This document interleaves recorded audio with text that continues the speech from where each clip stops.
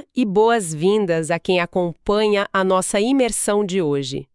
Nossa missão neste mergulho nas fontes é explorar um tema que está no mesmíssimo centro do debate sobre o futuro do nosso país, a escola laica no Brasil. É, um tema que gera muita discussão, com certeza. Olá para todo mundo! Exatamente.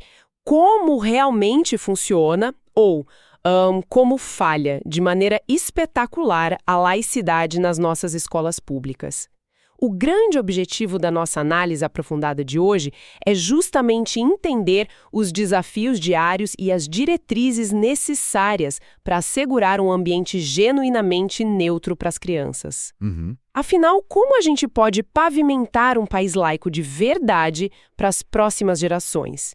E para desbravar tudo isso, nós trouxemos um material incrível focado em duas fontes riquíssimas baseadas em transcrições do canal do YouTube do PhD Jorge Guerra Pires. Fontes excelentes, por sinal. Sim, a primeira fonte nos dá uma fundação, sabe? Uma base sociológica bem densa e reveladora com o pesquisador e sociólogo Ricardo Lopes. Já a segunda fonte nos tira dessa teoria toda e nos joga direto na realidade, prática. E que realidade, né? Nossa, sim. É com um relato bem cortante da Luana, que é mãe de uma aluna de 11 anos de uma escola pública municipal. É um prazer enorme estar aqui para mais essa análise. E como a gente vai tocar num verdadeiro vespeiro hoje, envolvendo religião, leis e o espaço escolar público, vale sempre fazer aquele lembrete fundamental para a nossa audiência. Por favor, super importante. O nosso mergulho aqui é puramente analítico e factual. A nossa ideia é olhar para os fatos de forma totalmente neutra. Nós não estamos de forma alguma tomando partido a favor de nenhuma religião, nem contra elas. Exato. E também não estamos endossando ou criticando o ateísmo. O nosso papel hoje é simplesmente relatar e dissecar as teorias sociológicas e as experiências pessoais dolorosas exatamente como elas constam nas nossas fontes originais. Tudo isso para que quem nos ouve possa compreender o fenômeno da laicidade em toda a sua complexidade, sem filtros ideológicos. Perfeito. O foco é totalmente na informação e na reflexão que ela gera. Certo, vamos desempacotar isso. Vamos lá. Começando justamente por essa tensão entre a teoria que a gente lê nos livros e a prática que estrutura o nosso dia a dia. A nossa primeira fonte, o sociólogo Ricardo Lopes, traz um conceito que, honestamente, muda a forma como a gente enxerga o Estado. Muda bastante. Pois é. A gente costuma ler a Constituição de 1988 e pensar, pronto, resolvido. O Brasil é um Estado laico e está na lei. Mas a pesquisa dele descreve a laicidade no Brasil como uma via de mão dupla que está constantemente em colisão. Exato. É uma colisão quase inevitável no nosso contexto. Sim. E ele explica isso de um jeito muito didático. Pensa bem, a gente tem a Constituição impondo um Estado laico de cima para baixo, que é o que ele chama de modelo top-down. É aquela lei fria, lá no papel, escrita lá em Brasília. A regra teórica. Isso. Mas quem é que realmente faz a roda girar no dia a dia? O estudo usa um termo excelente para essas pessoas, chamando a classe de burocratas de nível de rua. Como a gente traduz isso para a nossa realidade escolar? Essa é a grande sacada da pesquisa. O burocrata de nível de rua não é um engravatado num escritório distante. É a professora dentro da sala de aula. É o diretor da escola municipal. A psicóloga do colégio. Exatamente, a psicóloga, é o funcionário que fica lá no portão. São as pessoas que pegam aquela lei abstrata que veio de cima para baixo e têm que aplicar isso na vida real, no cotidiano. E o que acontece? Elas são humanas, né? Sim, essas pessoas não são robôs. Elas trazem as suas próprias crenças, a sua própria bagagem cultural e religiosa de baixo para cima, ou seja, o movimento bottom-up. É exatamente nesse encontro, nessa fricção diária entre a regra do Estado e a crença íntima do funcionário que está ali na ponta do sistema, que a teoria colide de frente com a realidade. E para explicar como a nossa compreensão de laicidade se transformou ao longo das décadas no meio dessa colisão toda, a fonte traz uma alegoria filosófica clássica que eu achei fantástica, que é o navio de Teseu. Essa metáfora é brilhante. Eu confesso que fiquei fascinada com a forma como o Ricardo Lopes aplicou isso.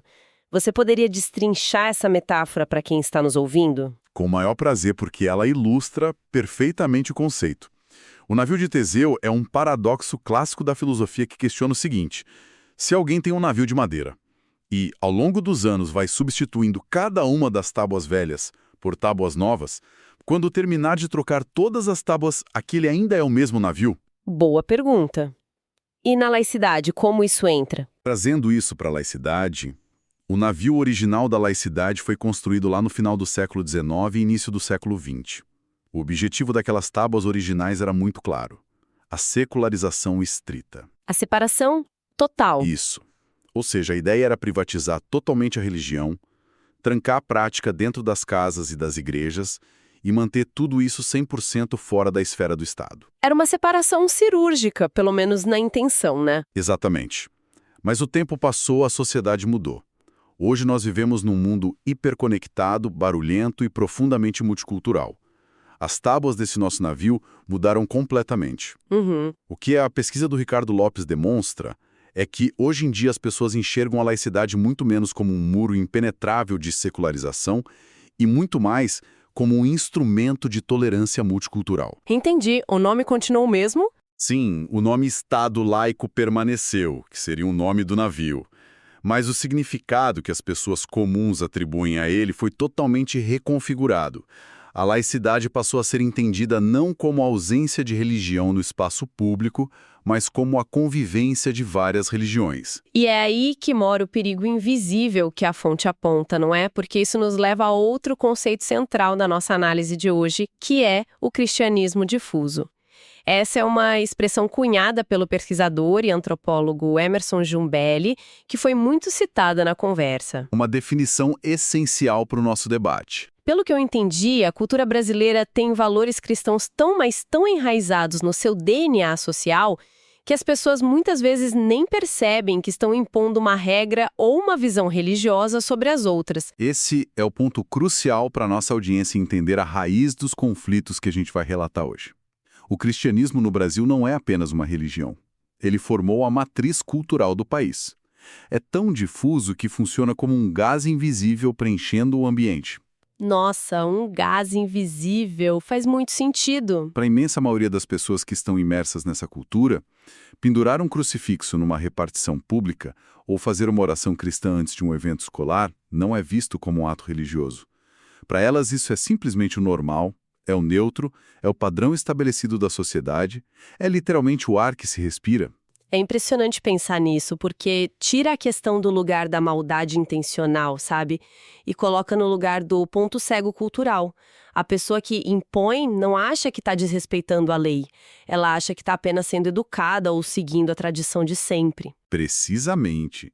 Quando a regra fria do papel, o Estado laico, encontra a vida real, que é inteiramente estruturada por esse cristianismo difuso, o conflito se torna invisível para quem é a maioria. Aham. O que um grupo majoritário considera totalmente neutro ou inofensivo pode ser, e frequentemente é, uma imposição violenta sobre o indivíduo ou sobre um grupo minoritário. A laicidade perde aquela função original de ser um escudo de proteção para todos e passa a ser interpretada segundo a conveniência de quem detém o poder num microespaço público.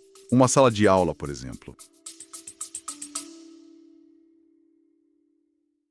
Tá vendo? Mais 2 livros impressos. Esse daqui, ó, é um livro que eu já tinha antes, né? Antes de escrever sobre ateísmo. Eu já vi que esse livro, ele é antes do ateísmo.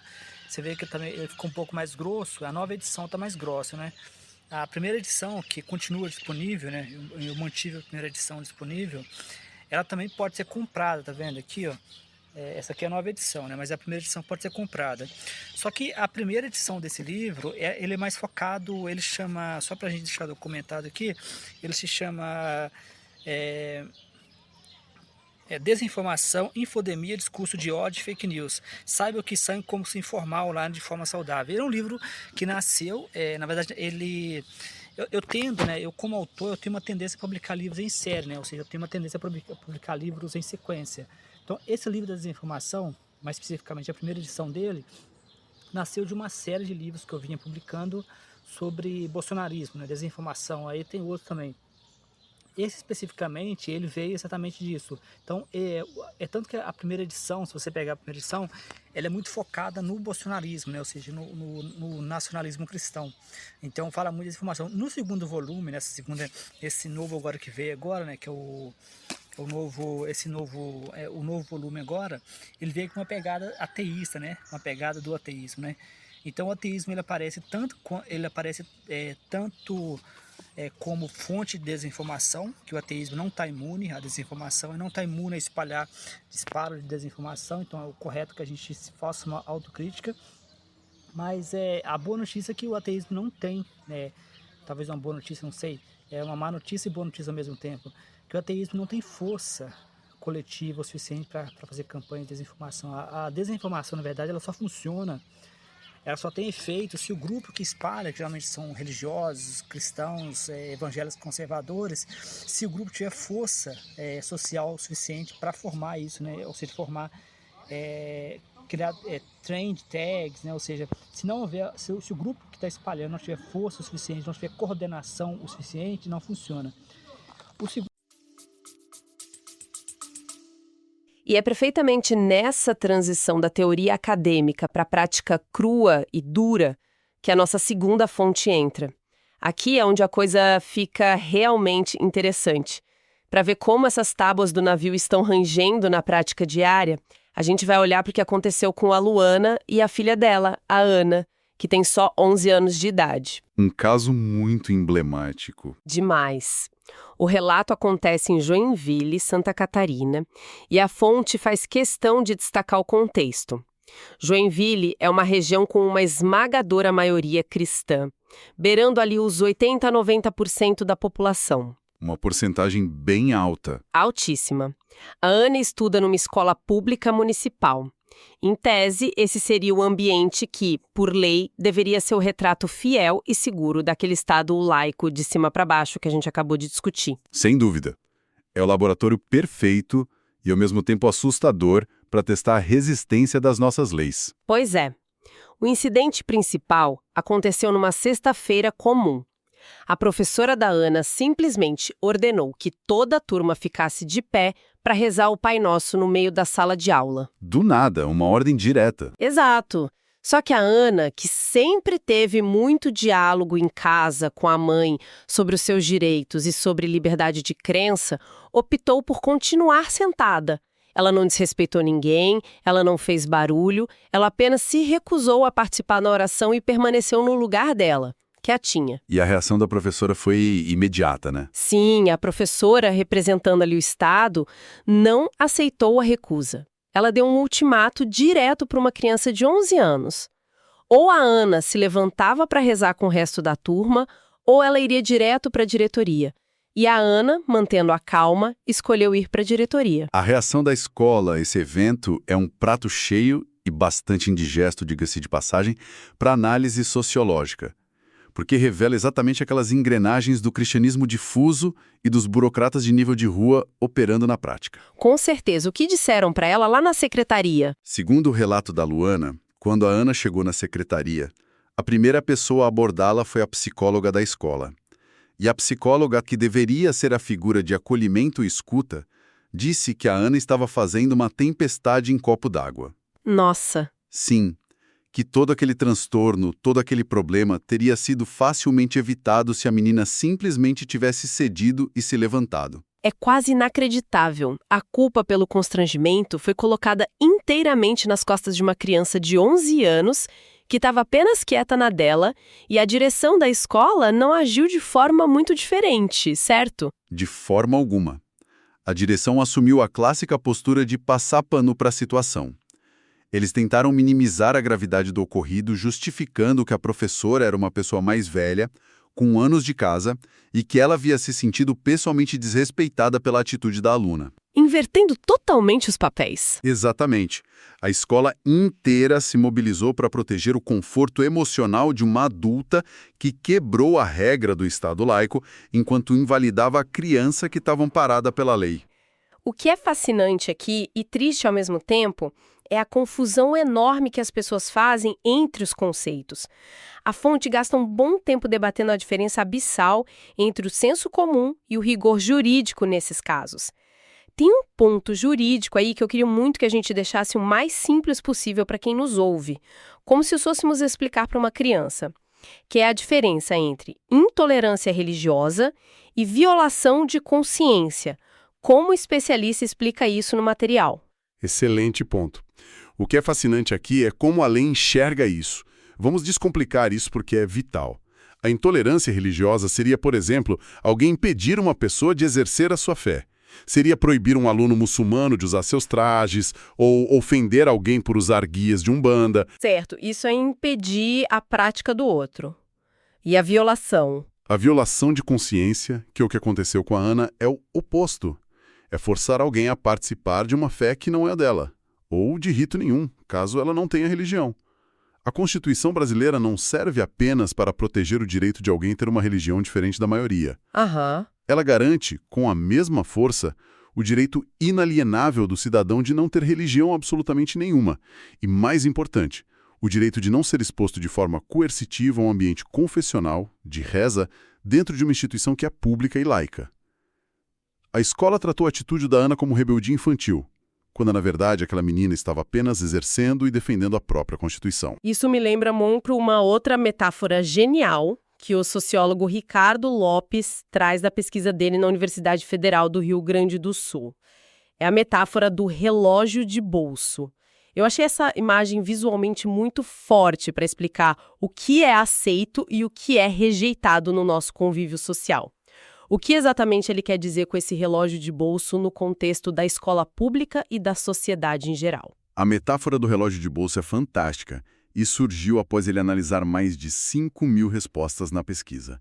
Imagina um relógio de bolso antigo, daqueles que ficam guardados no colete e tem só uma corrente dourada pendurada para fora. Aqueles bem clássicos. Isso. O Ricardo Lopes observou que, no espaço público brasileiro, as pessoas até aceitam conviver com a diversidade religiosa, mas com uma condição muito estrita. A religião tem que ser mantida num nível puramente superficial.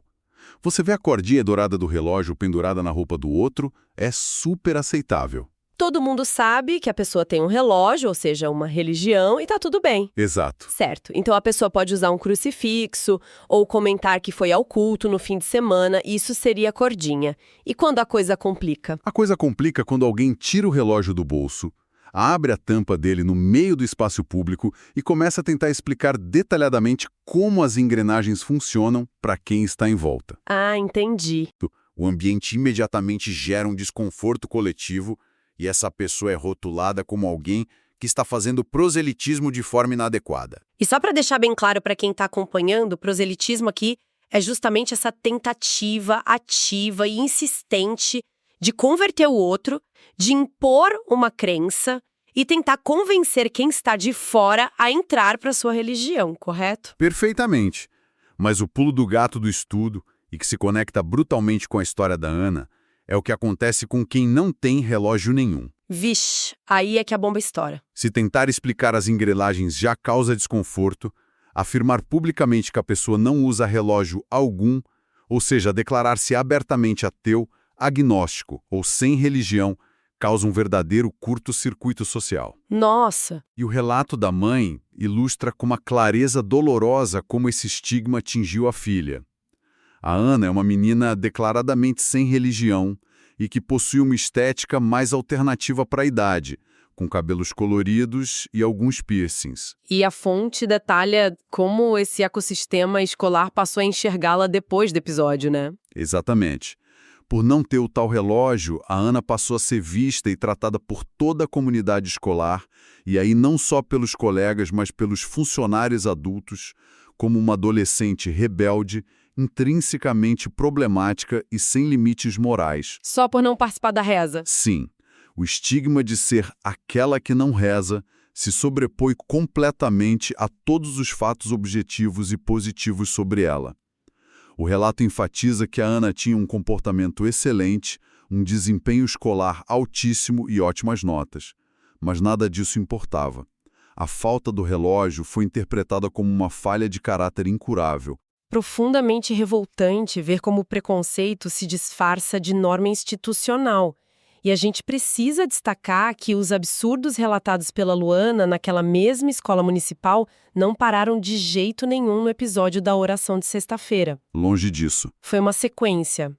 Ela conta que poucos dias depois, o filho mais novo dela, irmão da Ana, chegou em casa trazendo cartilhas evangélicas infantis que falavam abertamente sobre inferno, pecado e condenação. E como a escola justificou a presença desse material dentro de uma sala de aula de crianças pequenas? A justificativa foi a personificação daquele cristianismo difuso. Eles disseram que uma outra aluna havia trazido o material de casa e que a professora apenas autorizou a distribuição na sala, sabe? Como se não fosse nada demais, como se fosse um gibi qualquer. Impressionante a naturalidade. E a mesma professora que exigiu a oração do Pai Nosso virou para os alunos e afirmou que, se os pais de hoje em dia batessem nos filhos como a Bíblia manda, usando a vara para corrigir fisicamente as crianças, o bullying não existiria nas escolas. É assustador. Uma servidora pública dentro de uma sala de aula financiada pelo Estado, incitando punição física baseada em um texto religioso. Ela ignorou de forma absoluta todas as leis vigentes do país, especialmente o Estatuto da Criança e do Adolescente. Sim, um absurdo completo. É o completo colapso do Estado laico na figura daquele burocrata de nível de rua. Sem tirar nem pôr. Mas a postura da mãe diante dessa sucessão de violações é algo digno de nota e muito pedagógico. A fonte relata que a Luana não se acovardou. Ela passou a gravar legalmente as reuniões que tinha com a diretoria para conseguir documentar o descaso da instituição e exigiu, com base na lei, que o direito dos seus filhos a um ambiente livre de proselitismo fosse garantido. E tem uma provocação que a Luana faz durante essas reuniões na escola que é brilhante para expor a hipocrisia do sistema. Qual foi? Ela questiona a direção da seguinte forma: se a situação fosse exatamente inversa, se fosse o filho dela levando e distribuindo panfletos informativos sobre religiões de matriz africana, como o candomblé ou a umbanda, a escola seria tão permissiva? Excelente pergunta. Né? A professora teria apenas autorizado a distribuição sorrindo e a escola justificaria depois dizendo que os coleguinhas tinham a opção de não pegar o panfleto se não quisessem. Não sabemos muito bem qual é a resposta implícita para essa pergunta. A tolerância ali é bem seletiva. Exato. A resposta escancara a assimetria com que a laicidade é tratada na prática. O tal cristianismo difuso permite que o material evangélico ou católico seja visto como algo meramente cultural e do bem. Enquanto absolutamente qualquer outra manifestação, seja de religiões minoritárias ou da ausência de religião, seria imediatamente barrada como um ataque perigoso e estritamente religioso. Então, o que tudo isso significa? Para entender de onde vem a força dessa mãe, a disposição monumental para comprar uma briga que a imensa maioria dos pais preferiria simplesmente evitar ou ignorar para não arrumar confusão, a fonte faz um mergulho muito sensível nas motivações profundas da Luana. O passado dela explica muita coisa. E é aqui que a história ganha um contorno muito pessoal. A Luana foi criada dentro de igrejas evangélicas e carrega cicatrizes reais e muito profundas dessa vivência. O relato dela é de arrepiar. Ela conta que quando tinha apenas 10 anos de idade, morava numa cidade onde uma rádio local religiosa costumava repetir incessantemente que quando Jesus voltasse para buscar os justos, a rádio sairia do ar imediatamente. É uma programação mental baseada no medo constante. Totalmente. E a Luana relata que, sendo só uma criança de 10 anos, toda vez que faltava luz no bairro dela e o rádio desligava de supetão, ela entrava num estado de pânico absoluto. Ela sofria com o que chamam de medo do arrebatamento. Nossa! Ela contou que ficava no escuro da casa, chorando sozinha, apavorada, tendo a certeza absoluta de que o mundo tinha acabado. Ela achava que toda a sua família tinha sido levada para o céu e que ela havia sido deixada para trás, condenada para sempre por causa de algum pecadilho ou falha infantil. Além desse terror diário na infância, ela também relatou ter escondido a sua bissexualidade durante anos a fio, inclusive durante grande parte do seu casamento, vivendo aterrorizada e paralisada pela ideia de ir para o inferno. É de partir o coração imaginar uma criança de 10 anos passando por esse pânico absoluto sozinho no escuro. Ou uma adulta tendo que anular a própria identidade por pavor de condenação espiritual. O relato dela toca em pontos gravíssimos de trauma psicológico religioso, que é algo super documentado na área da saúde mental, viu? Eu imagino. O medo paralisa, né? O medo como ferramenta de controle deixa marcas que duram uma vida inteira. E do ponto de vista sociológico, isso ilustra perfeitamente o motor que impulsiona a Luana hoje. É exatamente a recusa visceral em perpetuar esse ciclo de terror que move a ação dela. Ela usou a dor para blindar a próxima geração, não é? Exatamente. A decisão extremamente consciente dela de criar os filhos sem amarras religiosas não foi um ataque à religião alheia.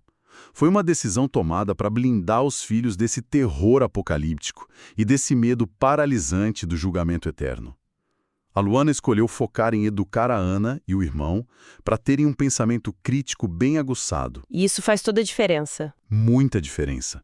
Ela ensinou essas crianças a se impor em espaços públicos, a conhecerem a lei e a exigirem respeito absoluto às suas próprias convicções, ou à ausência delas. E, principalmente, a nunca baixarem a cabeça silenciosamente para imposições de autoridades que abusam das suas posições, como foi o caso daquela professora. Quando a Constituição Federal inteira está do seu lado, gera retaliações pesadas, gera julgamentos tortos, exclusão social e muita dor de cabeça no dia a dia. Sem dúvida. É um peso gigante. E se conectarmos isso com o panorama geral que essas fontes nos apresentam, podemos traçar um paralelo histórico que o material cita e que é muito esclarecedor. Qual paralelo seria esse? A fonte relembra o caso histórico e emblemático da ativista Madalyn Murray O'Hair, nos Estados Unidos, lá nas décadas de 60 e 70. Ela foi uma mulher que teve a coragem de processar o Estado americano para remover as orações e as leituras bíblicas que eram obrigatórias nas escolas públicas de lá. O preço pessoal que ela pagou por peitar o sistema foi altíssimo e muito violento. A retaliação foi implacável contra ela, certo? Implacável é a palavra certa. Ela foi publicamente apelidada pela imprensa de a mulher mais odiada da América. Ela sofreu inúmeros ataques físicos, o filho dela teve provas propositalmente zeradas pelos professores na escola como forma de vingança. Meu Deus! Pois é, e a casa onde eles moravam chegou a ser apedrejada pela vizinhança cristã. No entanto, mesmo com tudo isso, a ação dela chegou à Suprema Corte e ela conseguiu mudar a jurisprudência de um país inteiro. Uma vitória gigantesca. Sim. Quando a gente olha para a luta solitária da Luana hoje, gravando reuniões numa escola municipal em Joinville para defender a filha, nós estamos vendo um microcosmo maravilhoso desse mesmo passo histórico. É aquele esforço hercúleo, formiguinha por formiguinha, para exigir que a escola laica exista de fato, no chão da sala de aula, sujando o sapato de giz, e não apenas como um conceito tópico e oco guardado num livro de leis lá em Brasília. É a prova de que a democracia e a laicidade exigem manutenção constante e vigilância diária. Fazendo um breve apanhado de tudo que vimos no nosso mergulho nas fontes de hoje, ficou muito claro que a laicidade no Brasil enfrenta um desafio monumental. É um trabalho para gerações. Com certeza. Ela precisa, todos os santos dias, superar a força gravitacional gigantesca desse cristianismo difuso, uma cultura que insiste teimosamente em tratar práticas, dogmas e moralidades de uma religião específica como se fossem normas universais, neutras e inquestionáveis para todos. E quando essa inércia cultural vence a lei, o que nós temos não são apenas desentendimentos menores. O que nós temos são violações reais e graves de consciência, acontecendo exatamente no espaço onde as crianças e os adolescentes deveriam se sentir mais seguros, mais acolhidos e, acima de qualquer coisa, iguais perante a lei, que é a escola pública. O ambiente educacional precisa ser um terreno neutro, se quisermos construir um país justo amanhã. A teoria sociológica do Ricardo Lopes e a vivência crua e dolorosa da Luana se completam perfeitamente para expor essa fratura no nosso sistema. E isso levanta uma questão importante, talvez a mais importante de todas, para nossa audiência refletir após o fim dessa análise. Qual seria? Se a escola pública é, para a imensa maioria dos cidadãos brasileiros, o mesmíssimo primeiro contato oficial e sistemático que uma criança tem com as engrenagens do Estado, o que há em posição sutil ou, como vimos, nem tão sutil assim, de uma crença específica, ensina a essas mentes informação sobre o verdadeiro significado de cidadania, igualdade e pertencimento. É uma excelente reflexão. Será que, como nação, nós só alcançaremos a verdadeira neutralidade institucional quando tivermos a coragem coletiva de parar de confundir a tradição cultural de uma maioria com as fronteiras jurídicas e éticas do espaço público comum? Fica aí o questionamento. Essa é uma provocação mais do que necessária e profunda para levarmos conosco ao longo da semana. Nós agradecemos imensamente a companhia de quem nos emprestou os ouvidos para a nossa análise aprofundada de hoje. Nós convidamos a nossa audiência a olhar ao redor com mais atenção, a observar essas pequenas engrenagens invisíveis do cotidiano, a procurar onde estão os relógios de bolso e, claro, a continuar sempre questionando as estruturas e os discursos que moldam a nossa sociedade. Um grande abraço a quem nos acompanha e continuem sempre curiosos.